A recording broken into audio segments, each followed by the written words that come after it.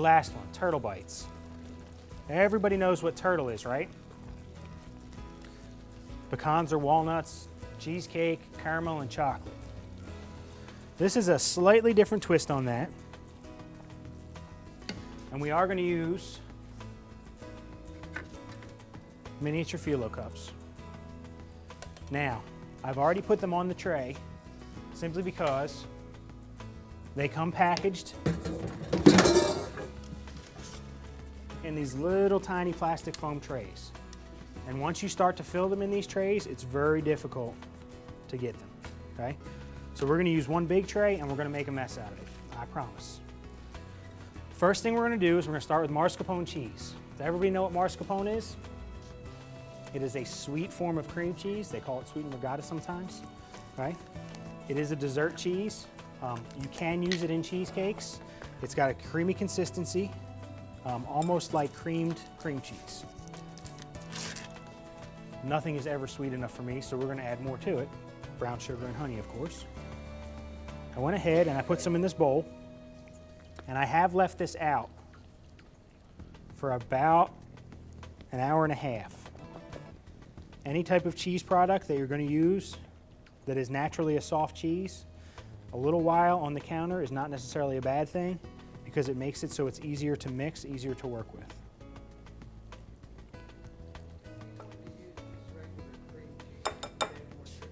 Will work the same way, just increase your sugar a little bit.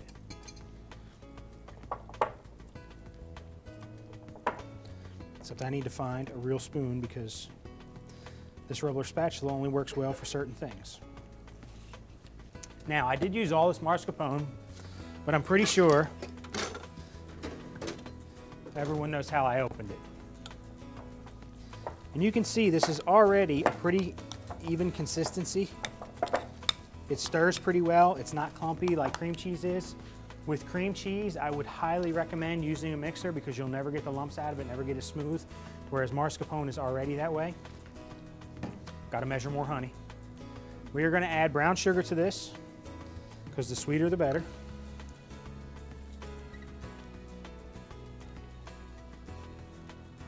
And honey to it. And if it's not sweet enough, then we're going to top it with chocolate and caramel. So it definitely ain't healthy, but all right, we get our honey measured in there. I know, come on, it's funny. And then you basically want to mix this down. I don't feel like washing it.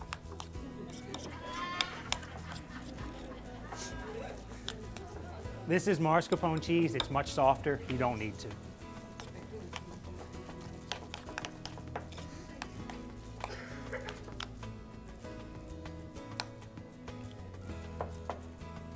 Yes, you can actually use this in cheesecakes. However, I would recommend playing with it a little bit because it does have a different consistency and it will bake differently than cream cheese will, but it will work.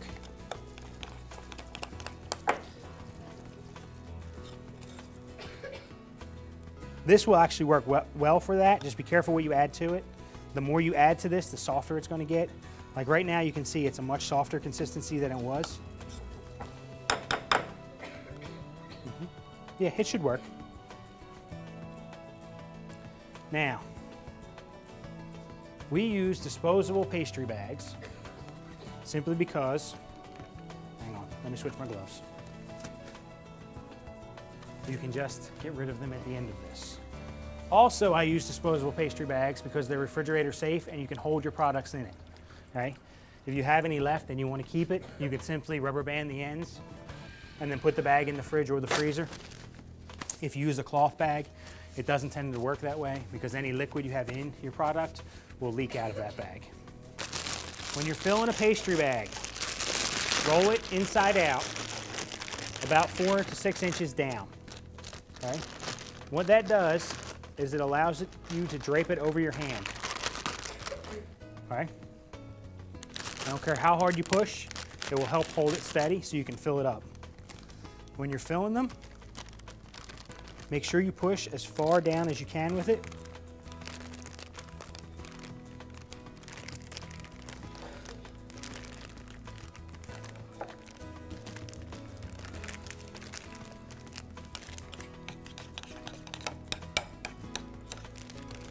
because if you get it in the top of the bag, it'll be very hard for you to keep clean and to work with. The cleaner you can keep this top part, the easier it will be as you're working, okay? You want to make sure you twist it down as tight as you can get it.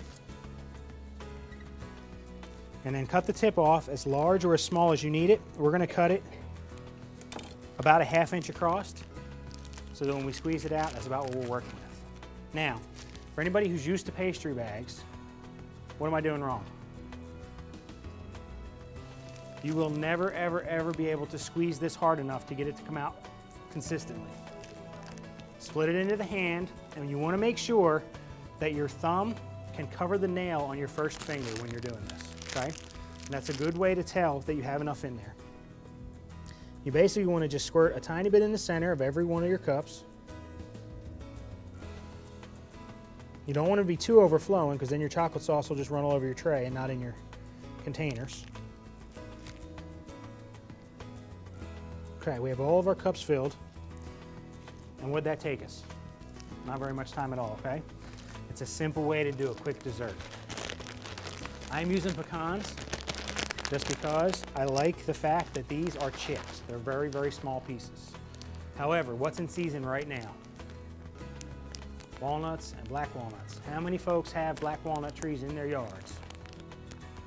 Okay, somebody does, somebody knows a neighbor. You can use any form of nut that you wish in this. Pecans, walnuts, even almonds will work. However, I would recommend chopping them finer, okay? Again, I like this particular brand of pecans because it's such a fine texture. You can. It gets them slightly stronger flavor. As you can see how fine they're chopped, okay? That just makes it a whole lot easier to sprinkle. It gives you a more even consistency. You don't tend to get one big piece on one side, okay? I told you we were gonna do this all in one tray because we're gonna make a mess with it. You wanna go through and sprinkle them as evenly as you can. Chocolate and caramel. Again, the reason we're doing this on this tray is because it's gonna make a mess. And it's so much easier just to do it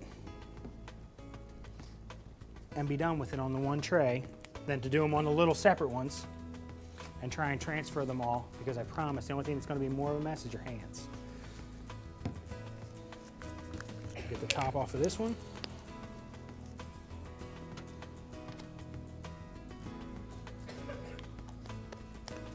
This one I'm actually going to put in the microwave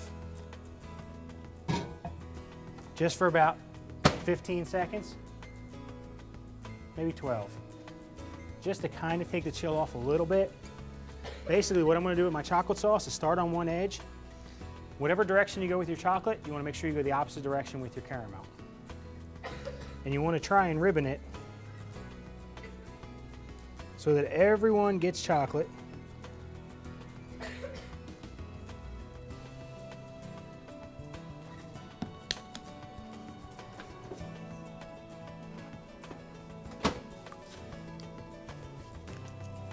The easiest way to do it is to turn it 45 degrees and then drizzle the same direction. Your hand naturally does one way, and when you try and go a different way, it tends to be awkward. It's much easier just to spin your product. And if we can get this one to come out.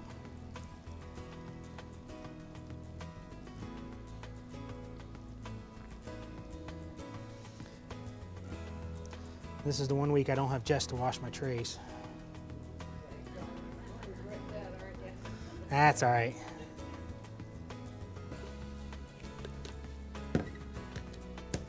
And look at that, in about what, 15 minutes, we were able to make dessert, okay? I'm gonna take the rest of these pecans, just because I know they'll stick to that caramel on top, and just spread them on there.